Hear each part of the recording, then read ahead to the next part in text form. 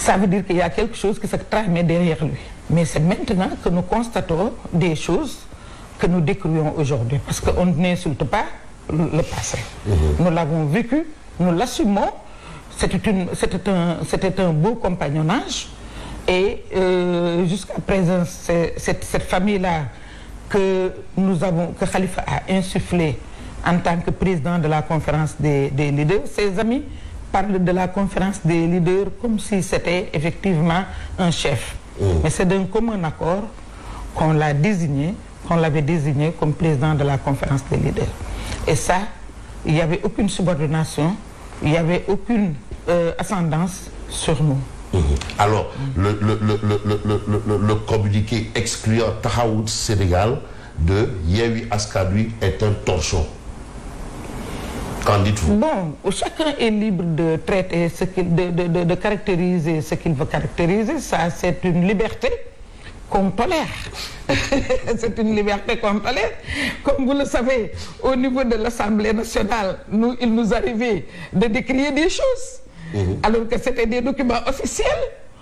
On leur disait que considérer que ce document-là ne nous lie pas, considérer que ce document-là, on ne va pas jusqu'à... Mais ça n'engage que celui qui l'a dit.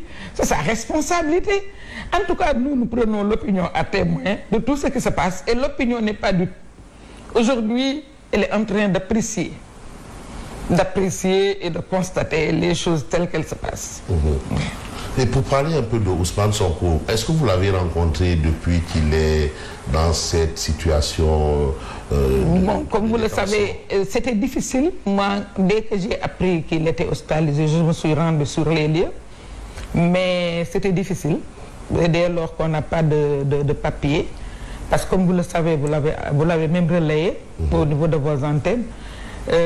Après, effectivement, le verdict, après son audition du moins, quand il s'est retrouvé à la cave, je suis allé le voir pour le supplier, pas lui demander seulement, mais je l'ai supplié effectivement de laisser tomber la grève de la faim.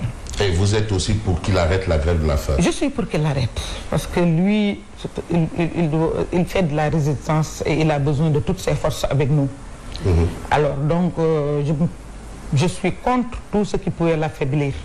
Évidemment, il a raison de le faire, parce que on a utilisé la force de l'État pour le mettre là où il est, mais je pense qu'il doit retrouver ses forces et lutter comme il avait l'habitude de le faire. Mais oui, mais s'il a subi un peu tous ces assauts dont vous dites de la part de l'État, est-ce que c'est pas parce que, comme le disent certains, il a un peu trop violé la loi?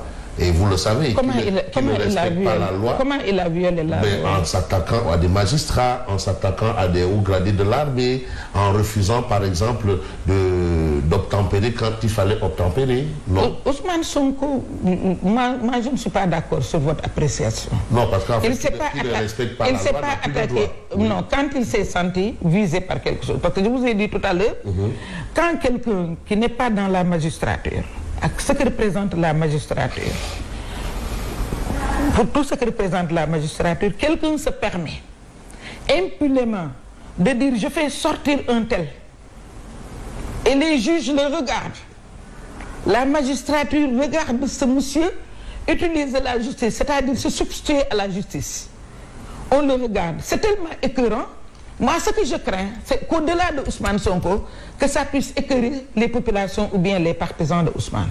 Parce que quand même, Ousmane Sonko est un phénomène qui cristallise aujourd'hui tous les espoirs de la jeunesse sénégalaise. Ah bon? Et même au-delà de la jeunesse, les adultes, oui.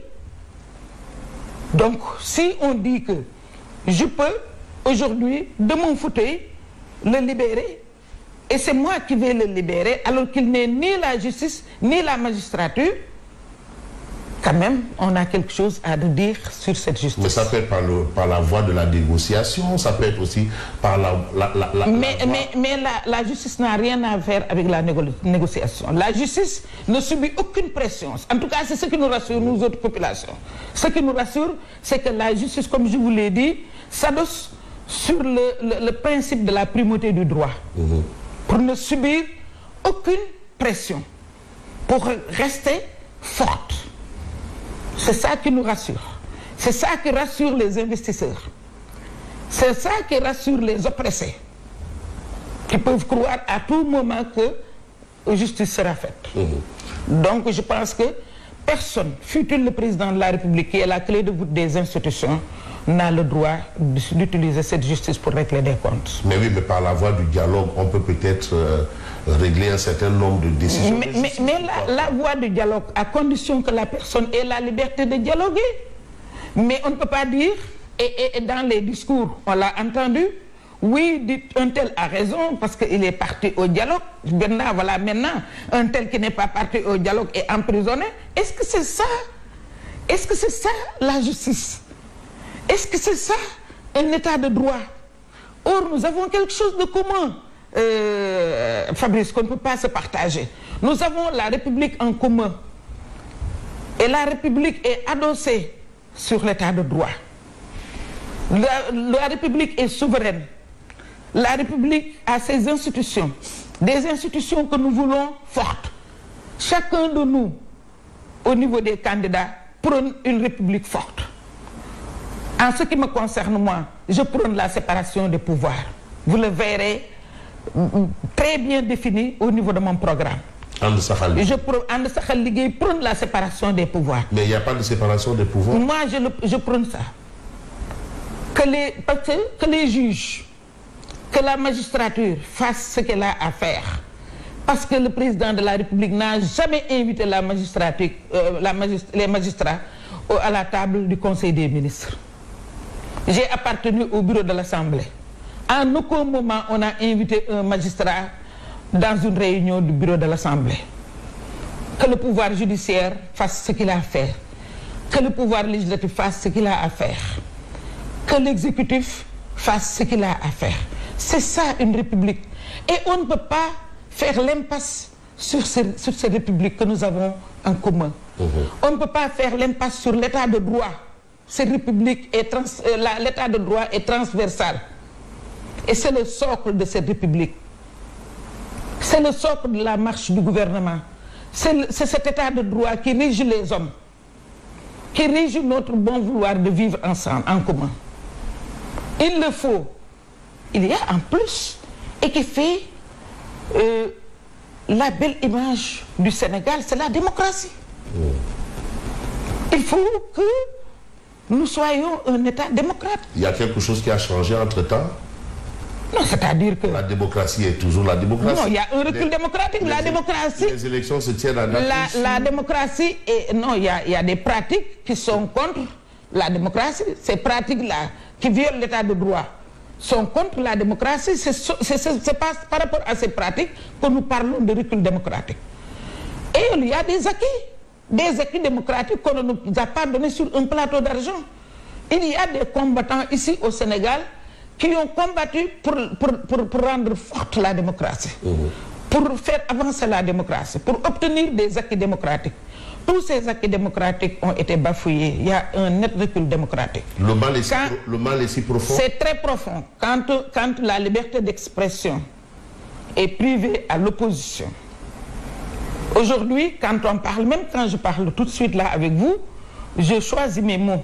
Ah bon? Ah oui, oui, oui. Non, ça, c'est pas du Aïda. Je choisis mes mots. Ça, c'est pas du Aïda. Parce que je suis responsable. Et pour moi, que ce qu'on dit, on est écrouillé, on est convoqué. Vous avez peur d'être... Non, non, c'est pas parce que... Vous avez peur de quoi? C'est pas parce que j'ai peur, mais je ne peux pas me livrer comme ça. Or, aujourd'hui, parler comme on doit parler, c'est se livrer à la justice. Parce que pour un rien, on convoque.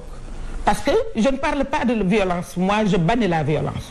Tout ce qui est violence, je bannis. D'autant plus que la violence, on y reviendra tout à l'heure. Bien sûr. La violence, c'est pas seulement réservé à l'opposition. Ah, c'est ce qu'on retient. Ah, non, non, non, les cocktails Molotov, les injures dans le net. Mais j'espère que la régie va faire apparaître le cocktail Molotov qui a détruit mes véhicules, ici devant chez moi.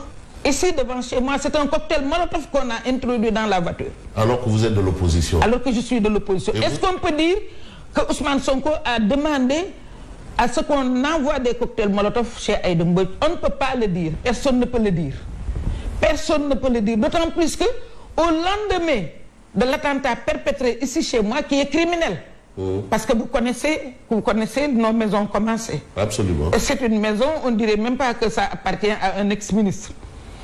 Donc c'est une maison modeste où ma famille pouvait périr avec cet incendie. Parce que la voiture est devant la porte et très proche de la chambre des domestiques. Alors, et le lendemain, l'attentat s'est produit à 4h15 du matin.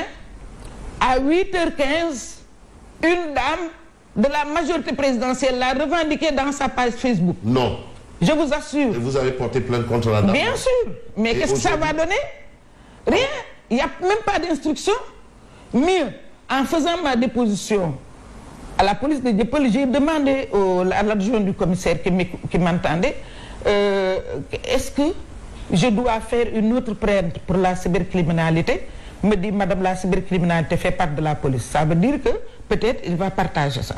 J'ai demandé à mon avocat de prendre les extraits effectivement de ces postes, des postes de la dame sur sa page Facebook. Mais oui, mais ça peut être un élément incontrôlé de la mouvance présidentielle, c'est pas un haut responsable. Elle est députée. Elle est députée. Et c'est, voilà, cette femme députée, comment elle utilise son immunité parlementaire. Mais le Sénégal ne s'arrête pas aujourd'hui et elle a affaire à Aïda Mbodj. Ça a été constaté par un huissier. Et vous comptez aller jusqu'où sur cette... Dans 10 ans. Si je ne le fais pas, si je ne serai pas ici, mes enfants et mes petits-enfants la poursuivront. Juste une pause, mesdames et messieurs, nous revenons dans une poignée de secondes.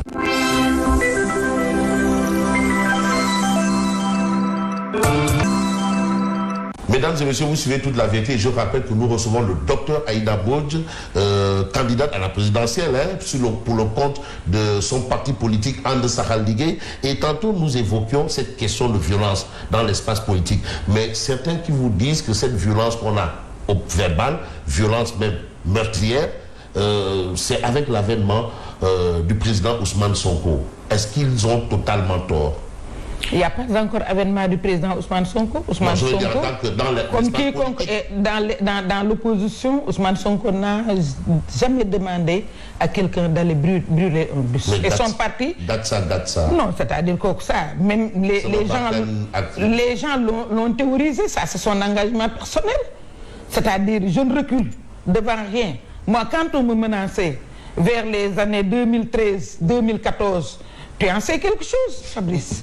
On me disait il fallait que tu rejoignes la mouvance présidentielle, sinon on t'enverra en prison, tu peux être tué.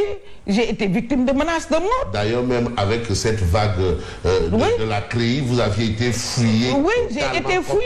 On a détruit ma maison à Touba pour dire que j'ai gardé des choses. On a verrouillé mon compte bancaire. Alors, qu'est-ce qu'ils n'ont pas fait? Ils sont allés voir mes notaires. Mais j'ai résisté, c'est-à-dire, c'est une forme de résistance. Mais vous n'avez pas dit Koudé, c'est Ndeye Djurat. Non, non, il n'a pas... Ça, il faut qu'on explique. Oui. C'est-à-dire, ces histoires de Ndeye Djurat, il ne l'a pas dit. Ce sont les jeunes, dans leur engagement, qui ont parlé de « nous pouvons avoir d'autres frères et sœurs, Koudé, c'est Ndeye Djurat ». Et il a dit « il n'y aura pas de mort ». Il n'y aura pas de mort. Ça, au moins, je sais de quoi ça parle. C'est pourquoi je l'ai toujours démenti et cette fois-ci encore, je vais le démentir. Quand il y a eu l'attentat du bus de Yarach, oui. Mais son parti a été le premier à envoyer un message de condoléances en toute solidarité avec les victimes et de souhaiter prompt rétablissement aux blessés, comme nous autres nous l'avons fait. Donc, je pense que, comme je l'ai dit tout à l'heure, je vous ai donné la preuve par 9. Qu'un élément de la mouvance présidentielle, par ailleurs parlementaire, pour qui connaît le statut de parlementaire, a exactement dit qu'il se vengeait parce que tout simplement on avait saccagé les maisons de Makhtar Ba et de Serigne Mbaye Thiam. Et vous connaissez ce qui est advenu du saccage de la maison de Makhtar Ba. Finalement, il n'y avait rien, il n'y avait pas une dimension politique, il n'y avait aucune connotation politique. Comment ça? C'était entre son fils et d'autres jeunes avec qui il avait des problèmes.